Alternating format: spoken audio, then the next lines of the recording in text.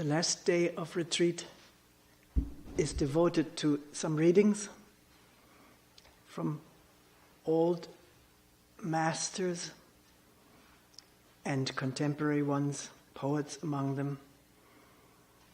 And these are just picked to the extent that they point to what we've been talking about in beautiful language and in different words, which is very good to hear some different words. Now, this is not to present Huang Po or people. I've just picked things, sometimes particularly in the master's writings. I have left out paragraphs and words and phrases, condensed it as it serves our work here. You probably have heard some of those many, many times, and be on guard not to fall into this thing of now, not that again, because then the mind is in that state and doesn't hear something new. But I've been reading these things now for some 30 years, and it's always new, fresh, wonderful.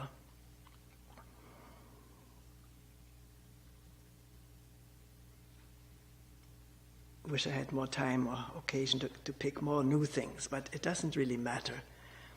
What matters is the state of listening, the openness and the total lack of resistance.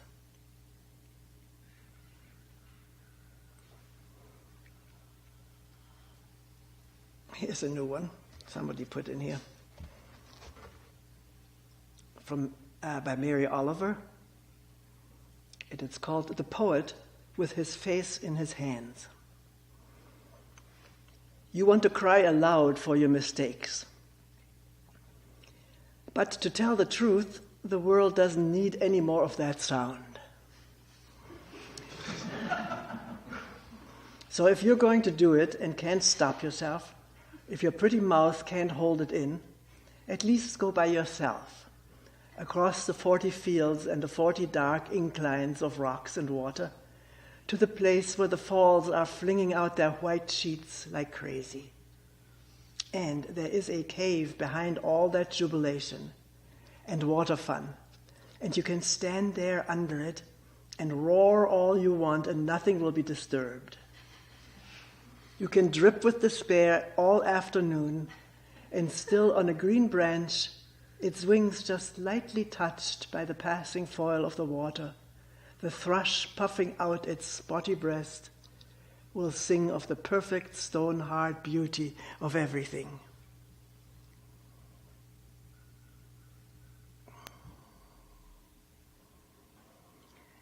And here are some selections from an anthology called In Fading Light, Mountain Lions, Zen Masters, and Wild Nature by Gary Thorpe, accumulated or assembled. And the title here says, the ancient Chinese sages seem to know a thing or two about darkness. People ask about this darkness that is mentioned often, wonder what that is. And here you'll get it, if you do. Lao Tzu said, mysteries and revelations both come from the same place. The gate leading to all understanding is darkness beyond darkness. Colors only make us blind. When we look for truth, we don't see it and describe it as non-existent or indistinct. Real clarity of vision is seeing what cannot be seen. And Te Ching said, when our eyes roam throughout the world of form, they can no longer discern what is real. Roaming and looking for something, you don't see what is real.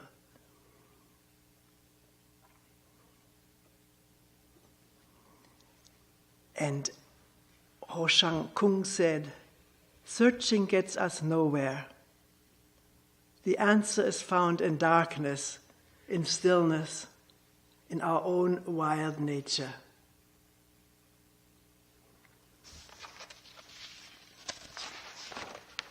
And here are a few passages from Zen teachers of Huang Po, lived over 1,000 years ago, taught in a mountain monastery. These things are assembled by his disciple, who built the monastery for him, had it built, and was the governor of the province also, who appreciated what Huang Po had to say. The master said to me, all the Buddhas and all sentient beings are nothing but the one mind, beside which nothing exists. This mind, which is without beginning, is unborn and indestructible. It is not green nor yellow and has neither form nor appearance. It does not belong to the categories of things which exist or do not exist, nor can it be thought of in terms of young or old. It's neither long nor short, big or small, for it transcends all limits, measures, names, traces, and comparisons. It is that which you see before you. Begin to reason about it, and you at once fall into error. It is like the boundless void which cannot be fathomed or measured. The one mind alone is the Buddha, and there is no distinction between Buddha and sentient things, but that sentient beings are attached to forms and so seek externally for Buddhahood.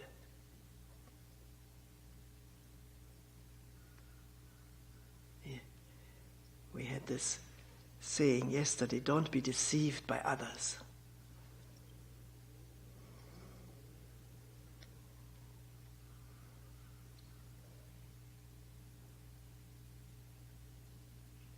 By their very seeking, they lose it.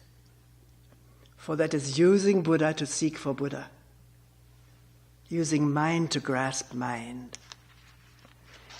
Even though they do their utmost for a full eon, they will not be able to attain to it.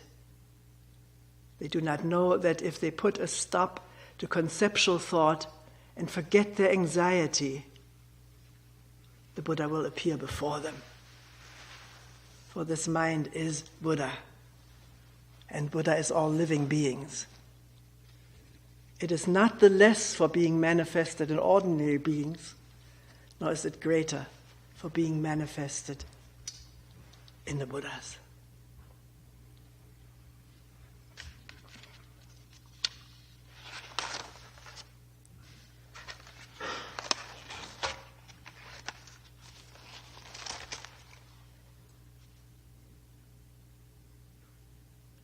If you would spend all your time walking, standing, sitting, or lying down, learning to halt, or we say here to see, to understand the concept-forming activities of your own mind, beware it, beware of the concept-forming activities of your own mind, then you could be ultimately attaining the goal.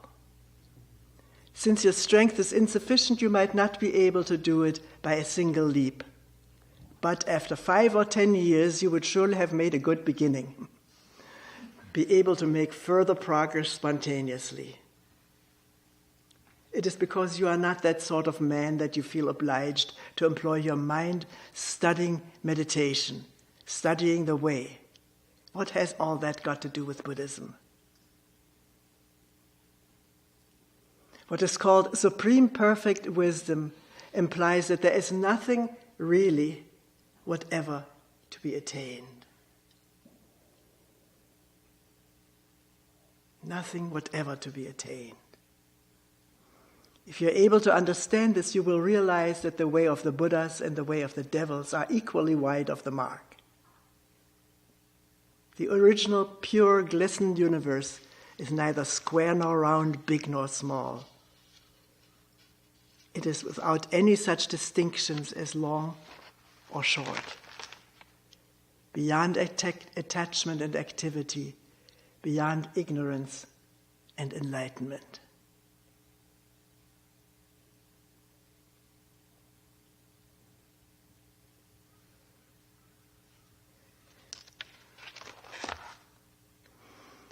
When we talk of the knowledge that I may gain, the learning that I may achieve, or my intuitive understanding, my deliverance from rebirth, my moral way of living, our successes make these concepts seem pleasant to us, but our failures make them seem deplorable. What is the sense of all that? I advise you to remain uniformly quiescent and be above all activity. It is this meditative presence. Do not deceive yourselves with conceptual thinking. Do not look anywhere for the truth. For all that is needed is to refrain from allowing concepts to arise.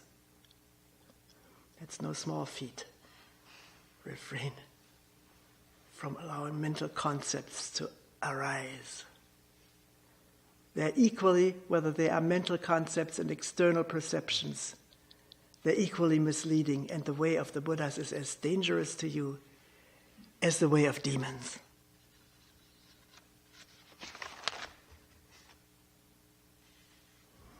Though others may talk of the way of the Buddhas as something to be reached by various pious practices and some scripture study, you must have nothing to do with such ideas. A perception sudden as blinking that subject and object are one will lead to a deeply mysterious wordless understanding. A deeply mysterious wordless understanding.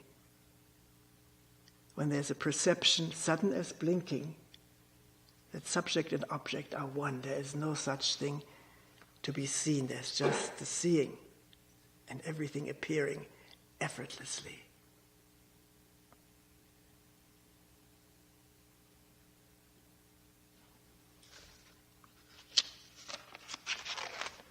Your true nature is something never lost to you, even in moments of delusion. Nor is it gained at the moment of enlightenment.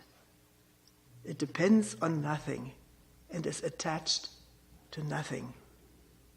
It is all-pervading, spotless beauty. It is the self-existent and uncreated absolute. Absolute again meaning, literally translated, depending on nothing, attached to nothing. Ah, it is a jewel beyond all price.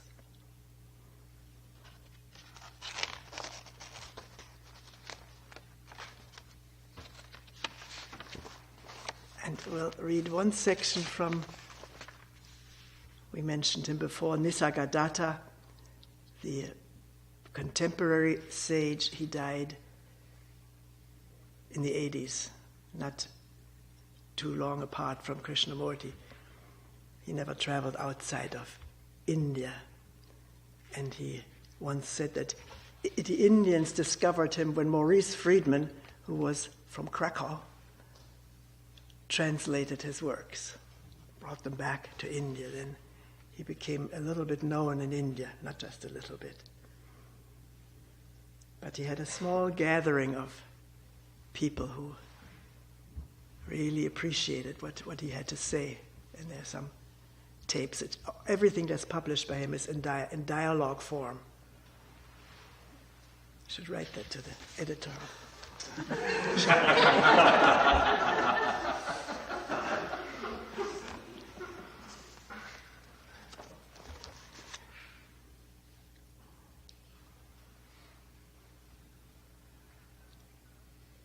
Here is a dialogue with a man who says he has had some experiences and he feels there's a new self.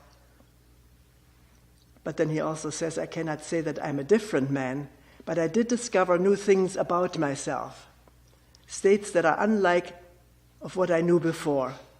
So I feel justified in calling them new. And Nisargadatta replies, the old self is your own self. The state which sprouts suddenly and without any cause, carries no stain of self. You may call that God. He had before asked, what is God? What is seedless and rootless and does not sprout and grow and flower and fruit? What comes into being suddenly and in full glory, mysteriously and marvelously, you may call that God.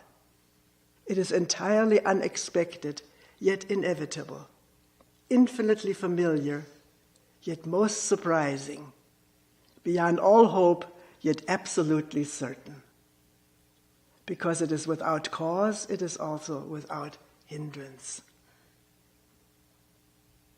It obeys one law only, the law of freedom.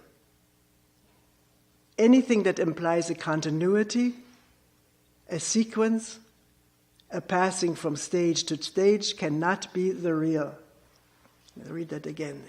Anything that implies a continuity, that's what we crave, isn't it? Continuity. From my beginnings that I research, my roots, and the imagined future, when I will be this or that, or go to heaven or hell. And he says here, anything that implies continuity, a sequence, a passing from stage to stage, less developed, and now I'm a little bit more developed, and I hope I will be more developed yet. That's not real. That's imagination. There's no progress in reality.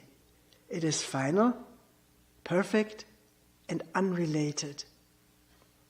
Now, if that bugs you, sometimes one hears something, well, you can reject it. You could say, well, he talks nonsense, and why bother with it? But sometimes something bugs us, and we cannot put it aside. It keeps surfacing, and triggers wondering. Then wonder about it. What does he mean, or what is meant by it? There is no progress in reality. Well, we talked about that one instant there when Kyle jumped up from the tarpaulin, which was spread out before Krishnamurti, and clapped his hand, and he looked so happy and energetic, and said, my goodness, here I have all my life wanted to become a better person.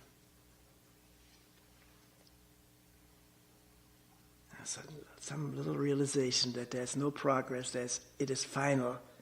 The true is final, perfect and unrelated to some stage, unrelated to some past stage or future stage. That is the mind which creates those parameters and creates what I was and what I am now and what I will be. And this idea of progress is mind created. In retrospect, by remembering what was, then this can be created, this scaffold of time in which we are fitted. But when there's a real, true, honest-to-goodness presence, there is no time.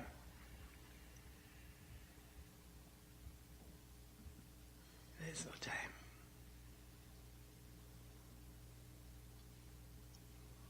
Now, quite typically we can sympathize immediately with this question: how can I bring it about?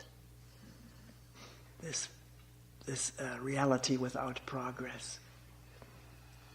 And Nisargadatta says you can do nothing to bring it about, but you can avoid creating obstacles.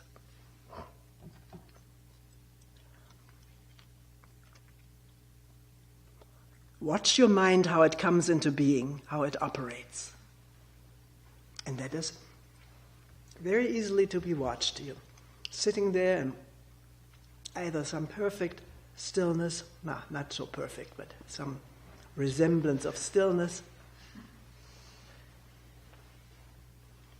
At least nothing is irritating the body-mind. And then this thought of me arises. And immediately there is a scaffold. What does this mean to me? What will it be for me? Or how can I avoid it or gain it? How this comes into being can be watched. It can appear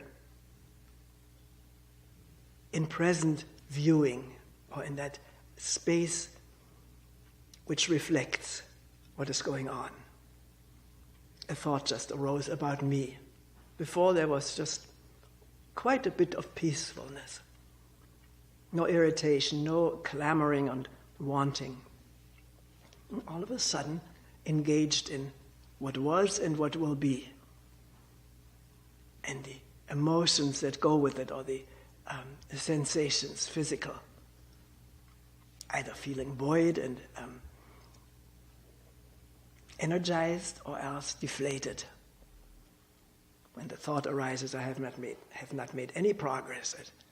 I told you about Kyle saying, I haven't achieved anything in my life, and a real despair, which seemed to be obliterated with the statement you hear. We're here. What is there to be attained?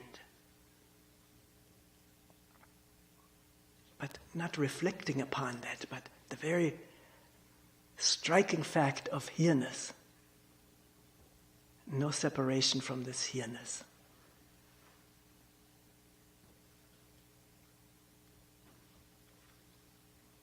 You can avoid creating obstacles. So he goes on, watch your mind, how it comes into being, how it operates.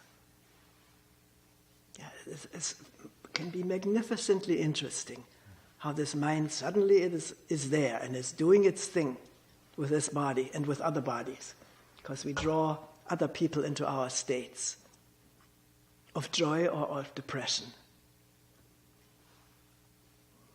How it comes into being and how it operates. As you watch your mind, you discover yourself as the watcher who immediately judges. This is good and this is bad. I want more of that, or I don't want that ever again. For instance, as you watch your mind, you discover yourself as the watcher, the judge, you could say. When you stand motionless, only watching, no movement toward or away from, just as you stand motionally, only watching, you discover yourself as the light behind the watcher, or the awaring, which is free of judgment, free of self, free of praise or blame. Praise or blame are mental processes which arise in this spacious, non-hindering presence. It is the non-hindering, open, spacious presence which allows the judging mental processes to be seen, to be felt. Felt because with a judgment, this is horrible, come physical sensations. Beginning to measure these. Some neurosurgeons or neuro whatever have become interested in some meditation processes and have joined hands and eyes and words with meditators, mostly Tibetan ones that I know of. Some wonderful writings have come out of that, and also interesting stuff. There's a book recently, it's called what is it called? negative emotions. I think that's what it's called. You can go, these days you go on the internet and it does all the searching for you, if you know how to do it, which I don't. Now, listen how he goes on. You watch yourself as a light behind the watcher, or you aware yourself. The source of light is dark. The source of light is dark. You could say, oh, I don't understand this, and I'll let that go. Or do you say, what does he mean by that? Now, I've heard this already several times today, this darkness, this creative darkness. What is it? Now, if some people complain that they have no question as though they wish they had one, others are satisfied not to have one. That's one way. But if you would like to have something to question, you can wonder, what is darkness? What is it? And watch the explanations that come and see if they're satisfying. And keep asking, what is darkness? Or what does he mean by the source of light is darkness? What is meant by that? And to find something out, you have to be motionless, quiet, aware, but not filling the awareness with answers. They bubble up on their own. They need no doer.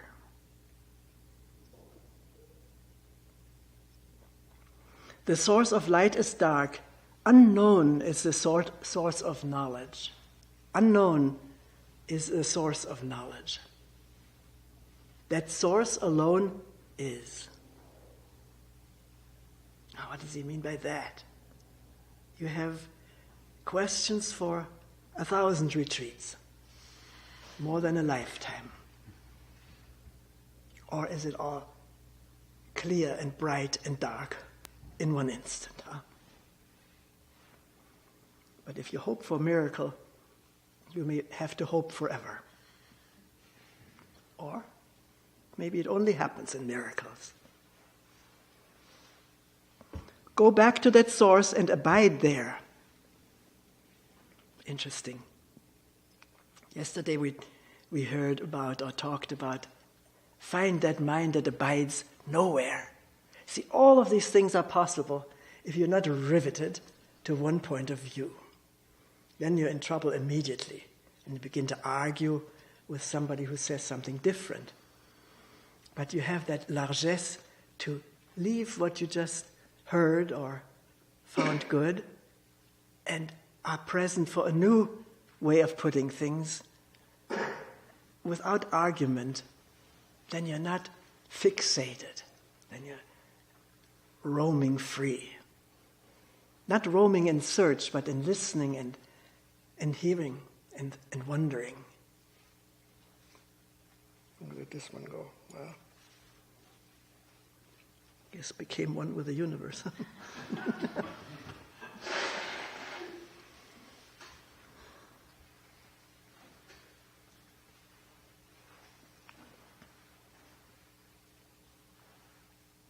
So he says again, reality is not a process. Reality is not the result of a process. Because this is what is taught to us. You're going to enter a long, long, laborious process and do all the exercises that our institution is offering. And then some more, and then at the end of that, maybe you will be successful. And here this man says, not the result of a process. So are you wedded to a process? Is some rebellion manifesting inside if somebody says it is not a result of a process? There's some anger welling up, which does well up when we are fixated on something, because then we have to defend that to maintain our calm. It's a wonderful law of freedom, if you will. It's entirely possible to be free from having to defend anything, but to listen something Not immediately adopting it, but listening to it and examining. Freely examining. That is a wonderful play.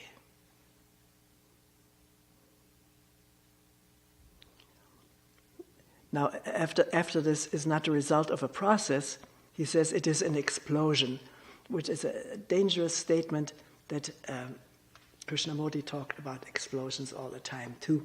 And then people are waiting for explosions and are very disappointed if no explosion has happened. So that's the other freedom, not to have to feel that this is what I have to experience. Just read it with interest. What does it mean here? He has here an explosion, or he's reporting it. Not dismiss it or adopt it.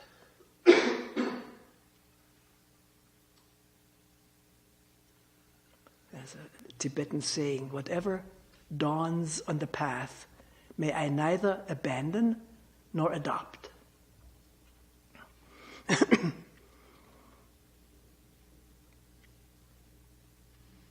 So what does he say here?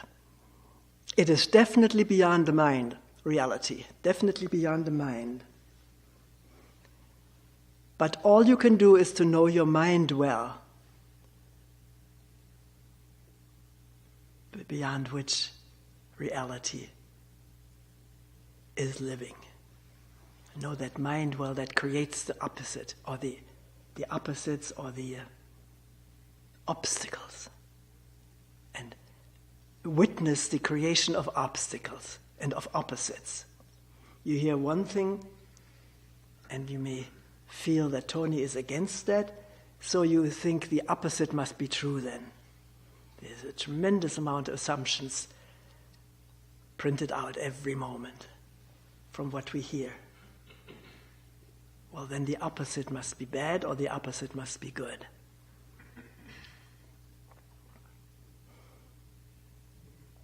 All you can do, and by all you can do is knowing your mind well and not fall for its tricks. Not that the mind will help you,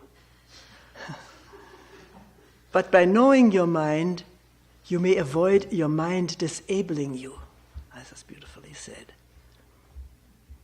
Mind won't help you. We often depend on it. And then again, another disappointment. All these setups. But you can avoid your mind disabling you by knowing it well. You have to be very alert, or else your mind will play false with you. It is like watching a thief. Not that you expect anything from a thief, but you don't want to be robbed. In the same way, you give a lot of attention to the mind without expecting anything from it. Yeah. If I go on like this, we won't get very far, but what is that? Another illusion. Oh, I could go on in here too. You can get this book. It is called I Am That,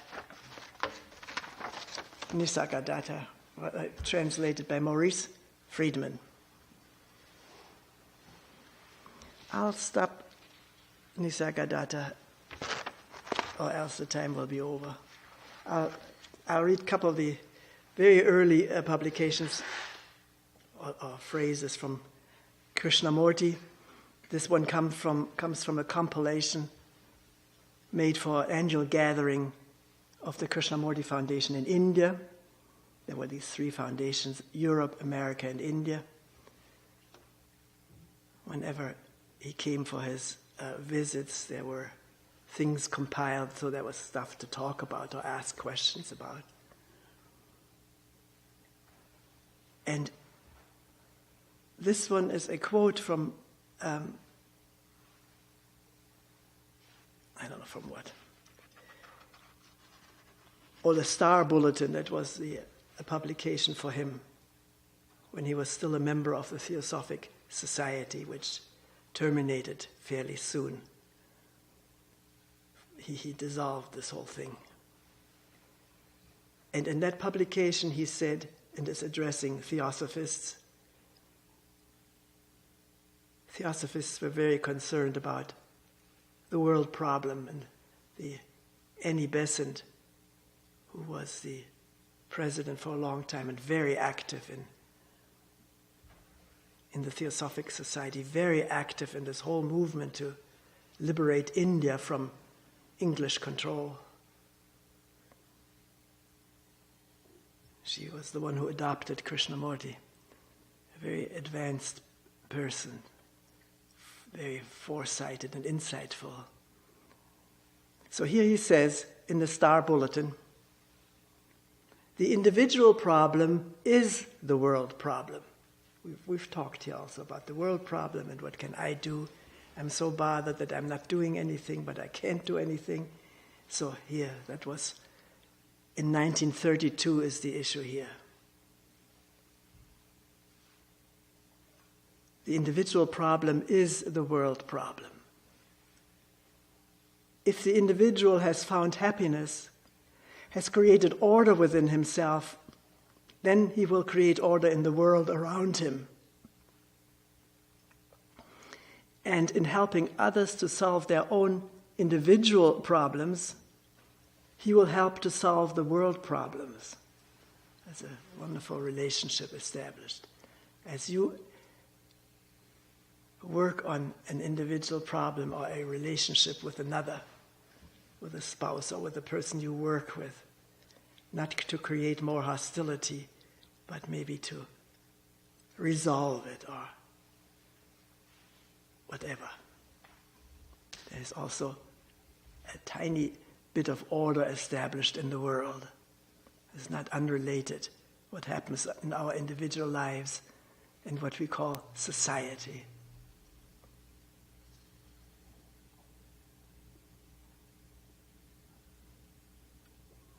And in helping others to solve their own individual problems, he will help to solve the world problem. It's so simple, so simply put. Helping others solve their own individual problems, we will help to solve the world problem. You think that in seeking the liberation of the self, of the individual, there is a suggestion of egotism. You think that to be eternally happy is a selfish realization.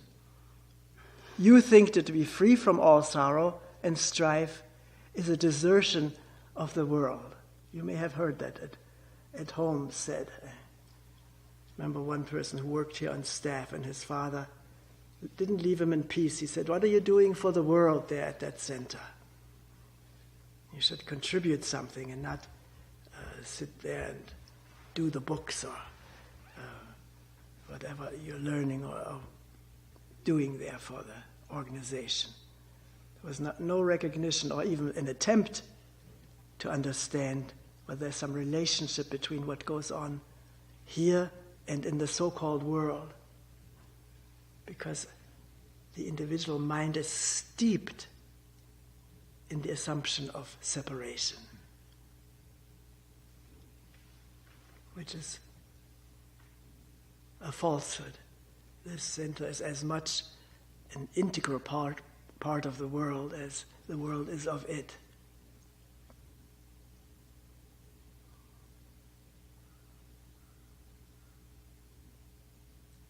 And the suggestion is then made, how selfish of you to go there and hide. Although one needs to examine it and ask oneself some crucial questions. Whether this is really so, am I hiding from something?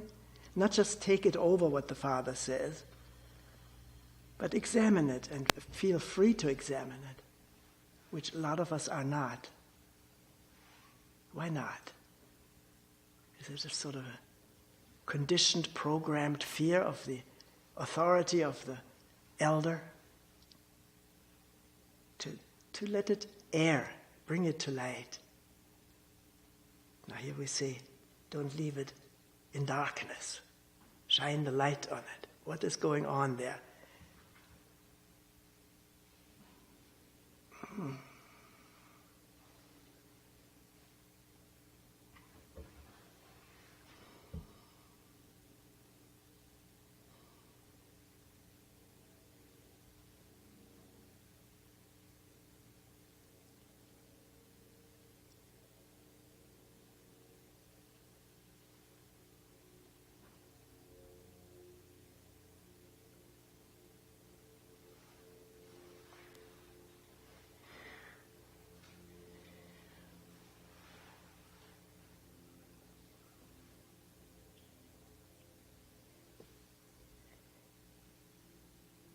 You think that to be free from all sorrow and strife is a desertion of the world. This is a misconception. Liberation is the very antithesis of the sense of ego, of I-ness. It is the ultimate realization for all people. Liberation from this, from the bondage of ego, me-ness. I'll skip some of these things here. Here he says at one point,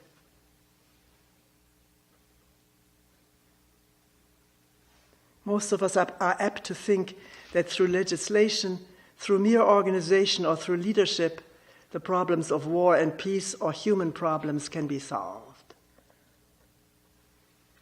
As we do not want to be responsible individually for this inner and outer turmoil in our lives, we look to authorities, to groups, and mass action.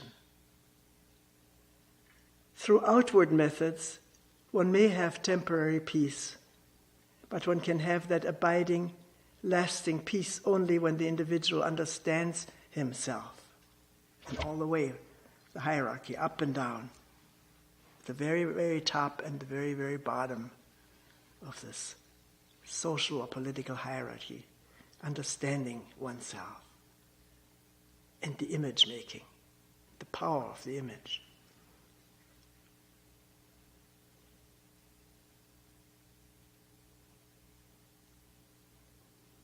Now, there can only be peace and happiness in the world when the individual, who is the world, sets about definitely to alter the causes within himself which produce confusion, sorrow, hate, and so on. Yeah, and you discover a wellspring of hate in you. Stop everything and wonder, what is that? Ask it. Ask it, not threatening questions. Tell me or else, but kindly wanting to understand. What is the source of hatred? What feeds it? And follow it all the way to its origin. And it will every time reveal itself if there's this serious, sincere, honest inquiry.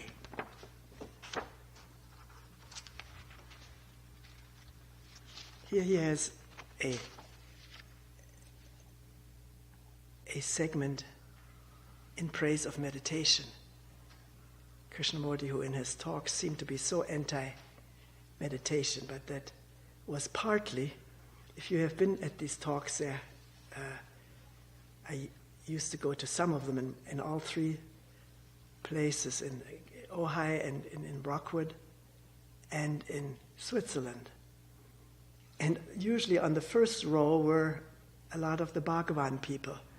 And you could tell it because they had all these similar colored robes and a mala, or whatever it was called, a big picture in the circle of Bhagavan hanging on their chest.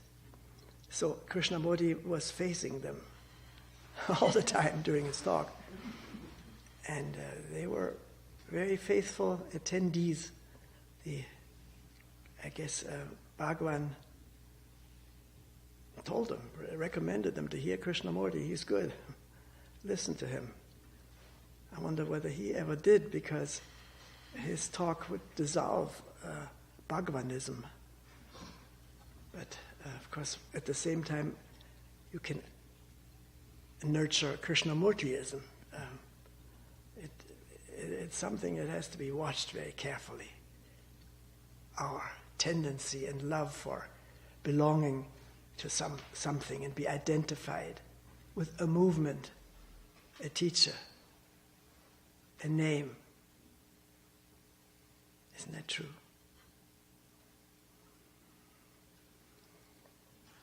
So here is the chapter is called An Original Ground from Which All Things Arise.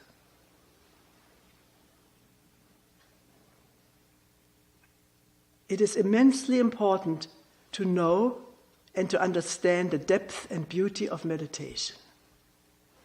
Man has always been asking from timeless time whether there is something beyond all thought, beyond all romantic inventions, beyond all time.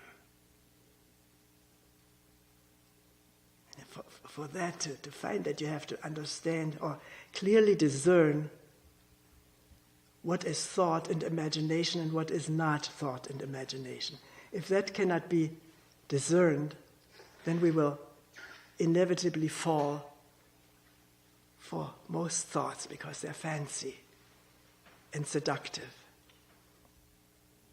So there has to be this ability to discern what arises out of the thinking mechanism and what does not arise out of that. And it's not easy because it can be very subtle, disguised. So then, to understand the depth and beauty of meditation and the timeless question whether there is something beyond all thought, from timeless time, something beyond all thought, beyond all romantic inventions, beyond all time. Not to be stuck in that sense of time and process. He has always been asking this. Is there something beyond all this suffering, beyond all this chaos, beyond wars, beyond the battle between human beings? Is there something that is immovable, sacred, utterly pure, untouched by any thought, by any experience? This has been the inquiry of serious people from the ancient of times. To find that out, to come upon it, meditation is necessary. Not the repetitive meditation that is utterly meaningless. There is a creative energy which is truly religious when the mind is free from all conflict, from all the travail of thought. To come upon that which has no beginning and no end, no time. That is the real depth of meditation and the beauty of it. This requires freedom from all conditioning. And if you start out with the firm assumption it is impossible to be free of conditioning, then you will not even ask this question or wonder whether it can be discovered.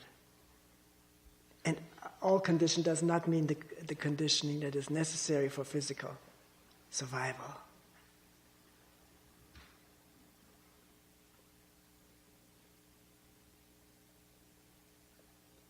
We can use the next retreat to go into that again, because we have this time too. So what time is left? I should read Being and Becoming, but I wanted to get to Mary Oliver too. Vimalataka is talking about alternative way of living, namely the meditative way of living. We have these books here, and you can get Vimalataka books from Holland.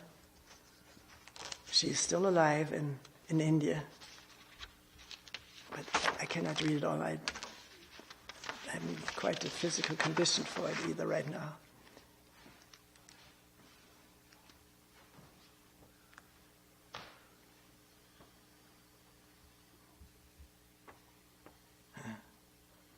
Here I just see no authority and no effort. Freedom from authority and the freedom from the struggle of effort. You could say, well, don't come with that again. I know I've been making tremendous effort. Well, we do make tremendous effort until there is some real insight, some overwhelming insight that effort is not necessary. The effort of striving, of reaching, and maybe in looking back through memory, you will say, well, I look back on my life, my meditative life, it's been one struggle, one series of efforts made in retreats and sesshin and stuff. What if I hadn't had that? What if you hadn't had it? You'll never know because you had it, if you had it. If you didn't, you may wonder why people are making so much effort. There's this wonderful master, Bankei, who his whole teaching was devoted to keep people from making the same mistakes that he did. Struggling, making himself sit on harsh rocks till he was bleeding all over. But people will say, well, he did it, and maybe that was part and parcel of his waking up. Who can say? This is nothing to be argued about. So there may some of us who make tremendous effort, who need that, to convince themselves it doesn't get any place, and there are those who don't need it, whose mind is already very clear and pure. Pure is a dangerous word. I know it can, wrong seeds can be planted, but I don't mean it moralistically. I mean undisturbed by all kinds of ideas of what I need to do and be and become. For some people, this has already happened, or I don't know how you can explain it. And others need to chafe through that. It's the same realization, namely that everything is here, effortlessly. After a tremendous effort or with none. Certainly when that realization has been happening, then all effort to look here and there and to wander all over to find better teachers and so forth, that's seen as so futile. Personality stuff. But what we need to do, we have to do. There's no reason to argue about it. So I'll leave. Like Vimala Thakur, who talks about no effort and freedom and stuff, but she, she asks her people to do a lot of sitting or do this or that, which you could interpret as encouraging expending effort. She doesn't mean it this way, probably. But it is understood this way.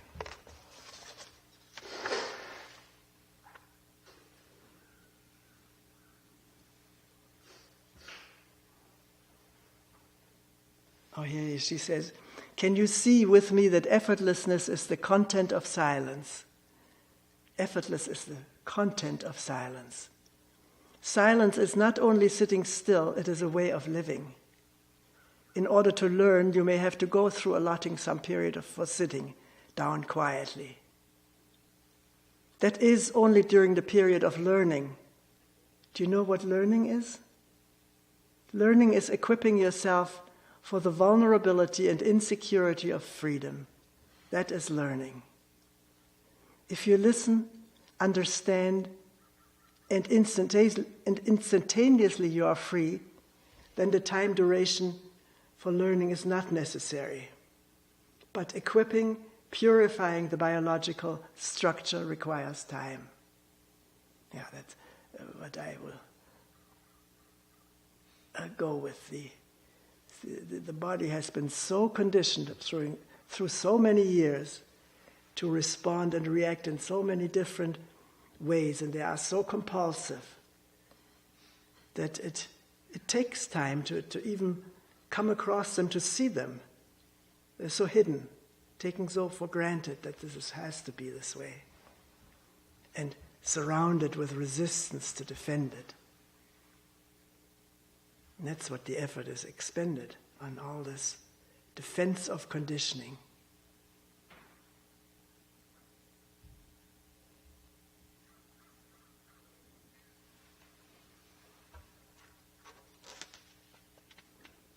So here she says, silence is unconditional freedom from effort and therefore the alternative way of living. Meditation has no repetition at all. It is moment to moment. In the moment of relating, you are living. In the moment of aloneness, you are dying. It is living and dying, like inhaling and exhaling. To be alone is to die to the sense of being somebody, of being something. Is not that the content of death and dying? To be alone is to die to the sense of being somebody, a sinner or a saint, a holy person, knowledgeable or respected, rich or poor.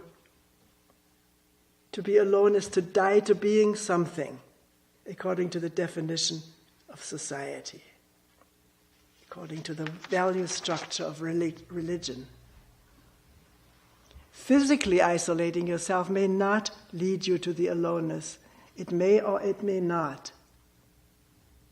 That is what we are afraid of, dying to the sense of being somebody, dying to all the images that we have built up about ourselves is being alone, dying to the images that we have made up about ourselves. That is being alone.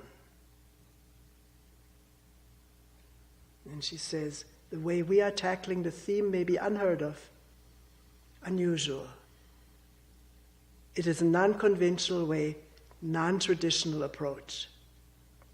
But I'm really grateful that life brings you and me together.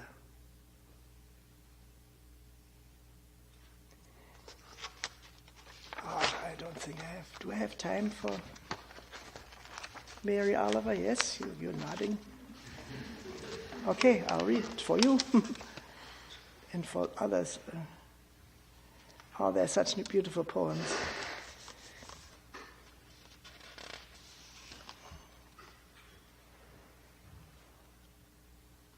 Oh, so beautiful.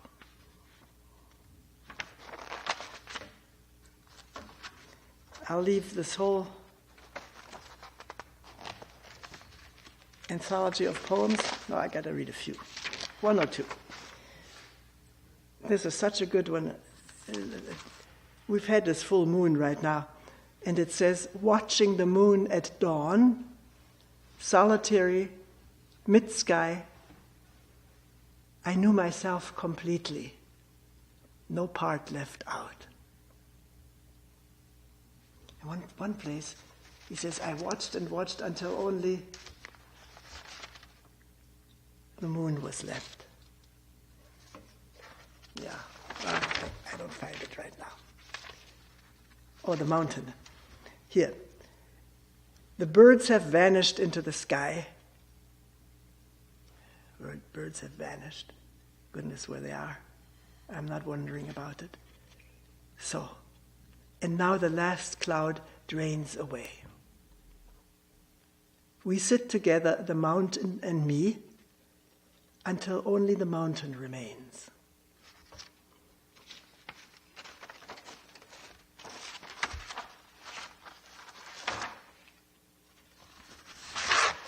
Okay, you all go by the wayside.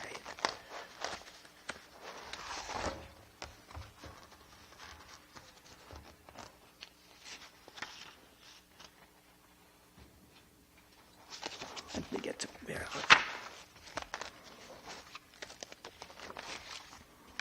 This book of Mary Oliver's is called The Leaf and the Cloud, one of her more recent productions.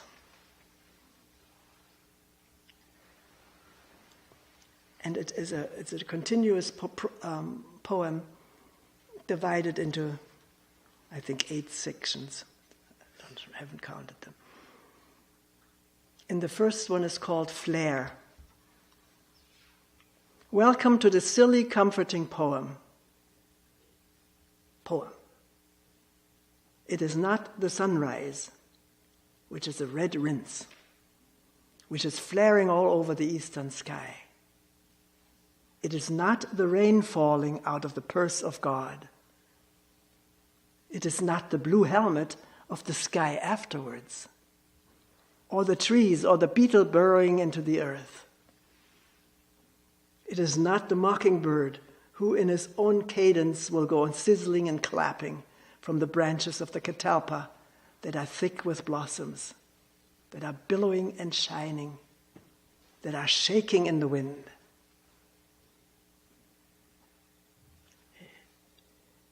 This is not the silly, comforting poem. It is, well, is it silly, comforting prose? You still recall sometimes the old barn on your grandfather's farm, a place you visited once, and well into all alone, while the grown-ups sat and talked in the house. Oh, and went into. You visited and went into that barn all alone while the grown-ups sat and talked in the house. It was empty, or almost. Wisps had covered the floor and some wasps sang in the window, and maybe there was a strange fluttering bird high above, disturbed, hooing a little, and staring down from a messy ledge with wild binocular eyes. Mostly, though, it smelled of milk and the patience of animals. The give-offs of the body were still in the air. A vague ammonia, not unpleasant. Mostly, though, it was restful and secret. The roof high up and arched. The boards unpainted and plain.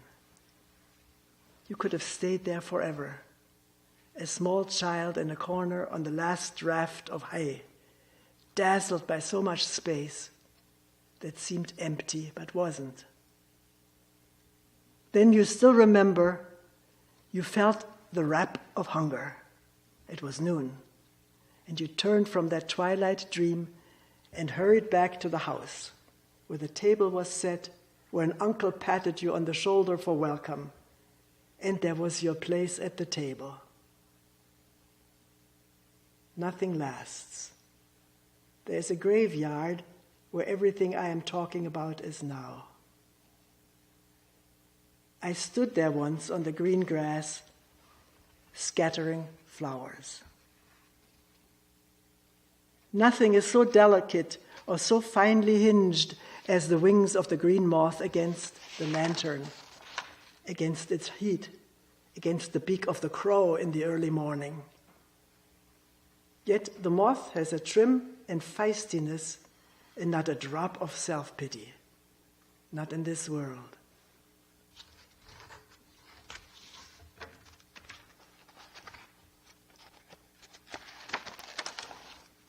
The poem is not the world. It isn't even the first page of the world. But the poem wants to flower like a flower. It knows that much. It wants to open itself like the door of a little temple, so that you might step in and be cooled and refreshed, and less yourself than part of everything.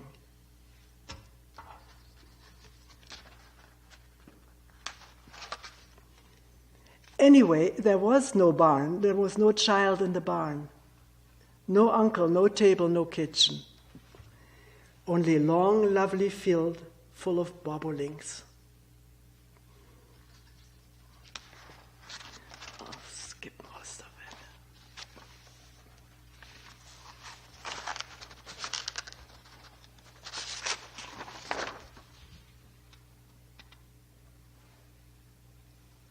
When loneliness comes stalking, go into the fields, consider the orderliness of the world. Notice something you have never noticed before, like the tambourine sound of the snow cricket, whose pale green body is no longer than your thumb.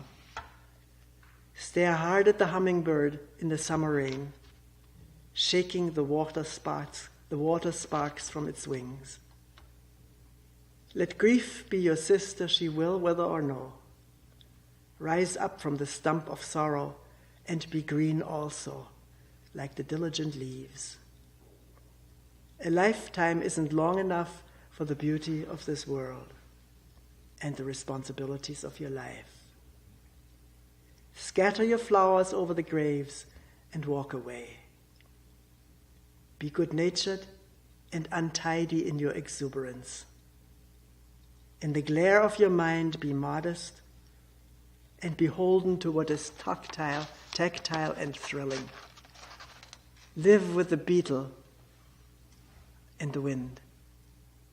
This is the dark bread of the poem. This is the dark and nourishing bread of the poem. I have to stop here. It's too long already. I have to stop here. Just the very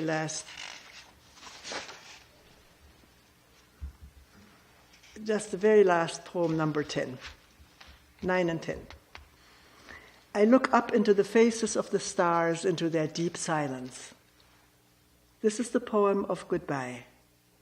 And this is the poem of don't know. My hands touch the lilies, then withdraw. My hands touch the blue iris, then withdraw.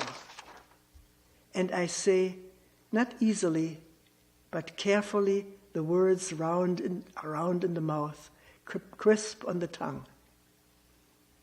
Dirt, mud, stars, water, I know you as if you were myself. How could I be afraid?